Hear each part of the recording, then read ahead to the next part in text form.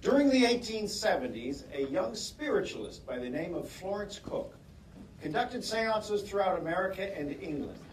She was the first medium to produce a full-body materialization.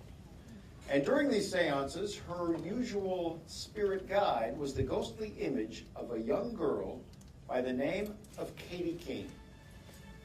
Now, during the years that she performed throughout America and England, Florence Cook became internationally known, and the name Katie King became so closely associated with spiritualism that a number of decades later, some very famous magicians, including Harry Keller, Howard Thurston, and Charles Carter, all named their spirit cabinet routine the Katie King Seance. And that brings us to this poster. It's actually a lithograph. It was printed in 1926 to advertise Carter the Great and his version of the spirit cabinet. Look, do the dead materialize? That's the question that we aim to answer tonight. And that poster brings us to the apparatus that you see on the stage before you. This is the original spirit cabinet that traveled around the world with Carter the Great more than 100 years ago.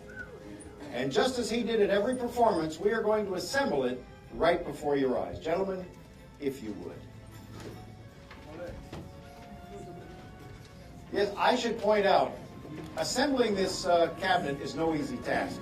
It was originally built in 1909 in a famous magic workshop in New York City owned by the Martika brothers. Now, these brothers knew the rigors of the road at that time, and they then elected to build this cabinet out of solid maple wood, one of the hardest and certainly one of the heaviest woods known. When this is completed, it weighs a whopping 530 pounds. The front panel that they're installing right now is outfitted with two large doors. When these doors are open, you will have a clear view into the interior of the cabinet.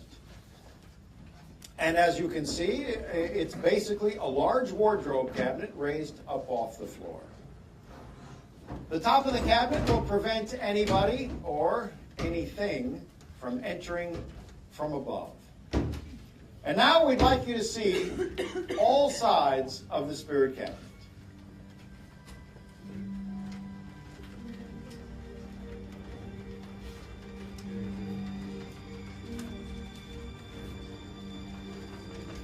You know, I've owned this thing for almost 25 years. And yet this week is the first time I've ever attempted a seance inside. Now, the cabinet itself, of course, has hosted thousands of seances during the decades that it traveled around the world with Carter the Great. My hope tonight is that the spirit of Katie King will be looking down on us and recognize these familiar walls. And they will bring back nothing but fond memories of her good friend Charles Carter. And in memory of him, in honor of him, she will elect to visit us one more time. But first, I'd like to invite a gentleman from the audience to come and inspect the spirit cabinet. I can't see a thing. Perhaps Jack? Jack, is there someone out there? You have someone. Good. Help him up the stairs. It's a little dark. Good. Thank you, Jack. And come right over here, my friend. Your name is? I'm Jim. Jim. Nice to meet you, Jim. I'm Mike. And you have an easy job tonight, but an important job. Jim, I was going to give you a flashlight so that you could look where you wanted, but then we decided that in order to make this as familiar as possible for our invited guest, we should use a 1909 version of a flashlight. So that lantern is for you, Jim, and what I'd like you to do is take a quick peek inside the cabinet. Looks like every other spirit cabinet you've seen. And then, Jim, I want you to walk all the way around the outside. I'll meet you over here.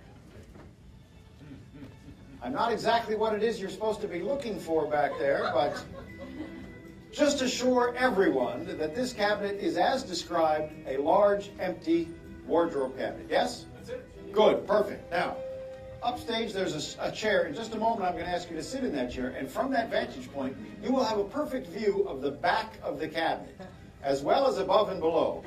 If you see anything, even slightly suspicious, I want you to give us a sign. One if by land, two if by sea. You get the idea. Grab a seat back there. All right? And now we will place a tambourine, a bell, inside the cabinet. These are objects that are familiar to all spirits. And because spirits do their best work in the dark, I am going to close the doors, plunging the cabinet into darkness. Now my hope is that the spirit of Katie King will recognize these objects, and she will announce her presence by giving us a rattle of the tambourine, a ringing of the bell, or a tap-tap on the inside of the cabinet. If we get even a faint sign from any of these objects, I will declare this seance a success. But we do need a sign.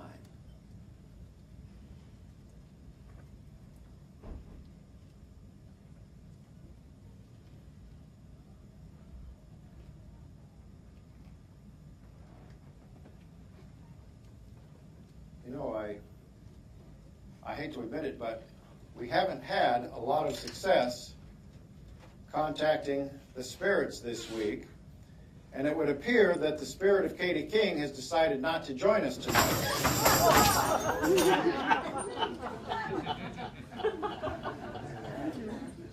Katie, is that you? Yes, indeed it is. And ladies and gentlemen, it would appear that she's not too happy about being forgotten over the past 80 years. Katie, I assure you, you have not been forgotten, but it's very difficult, you must understand, assembling a group of believers such as we have here tonight. I'll tell you what, perhaps you'd be willing to communicate with us using the code that you worked with Charles. You remember the code, 1 tap for no, 2 taps for yes. Do you remember that code? Excellent. And so maybe you'd be willing then to answer some questions for us.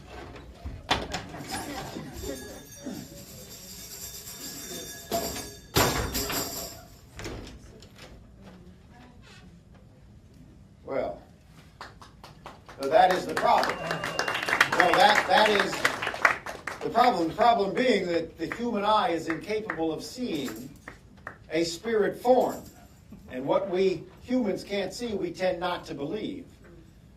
There is one thing, thank you, Ronnie, that will allow us to see a spirit, at least see where they are and what they're doing. And that is if they are willing to cover themselves with a piece of fabric.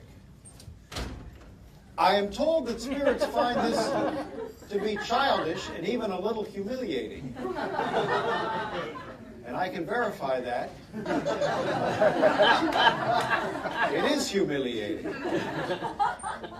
But they also know that this is the best way to convince a skeptic that they really do exist.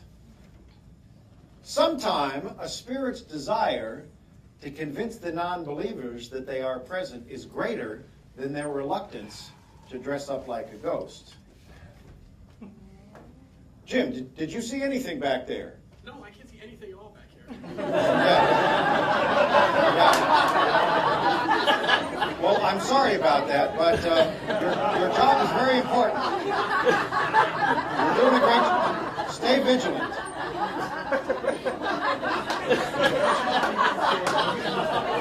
It appears to be quiet on the outside of the cabinet. Let's see what's going on inside.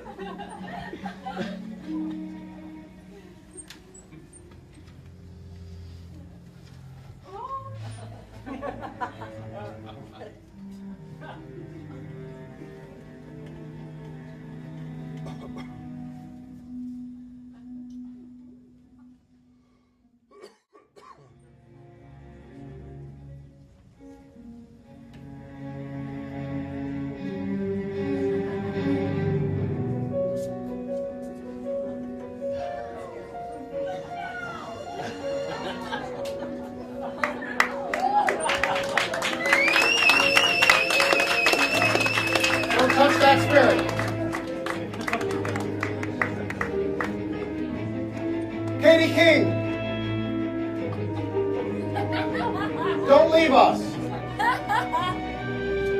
There's so much we can learn from you.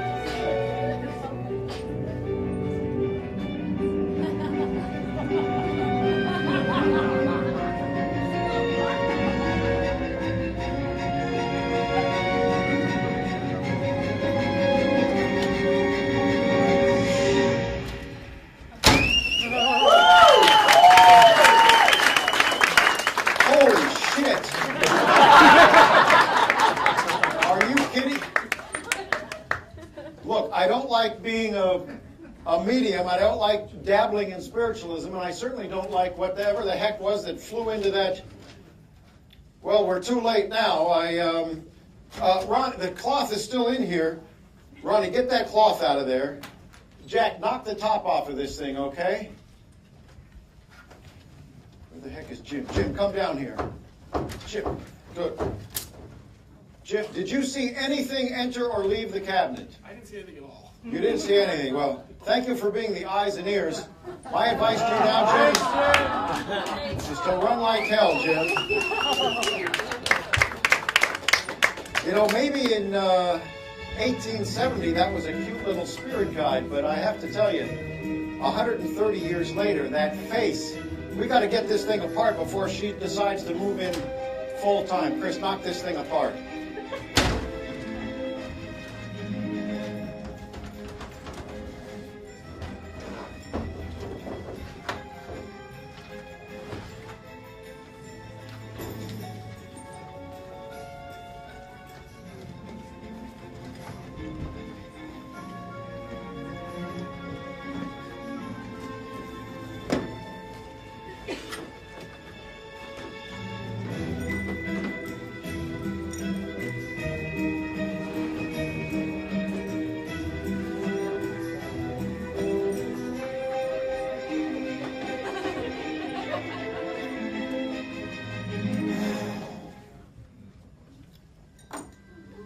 I was just thinking about Halloween night in a few weeks, and of all the little ghosts that'll be running down my street, and wondering, will they all be really neighborhood kids?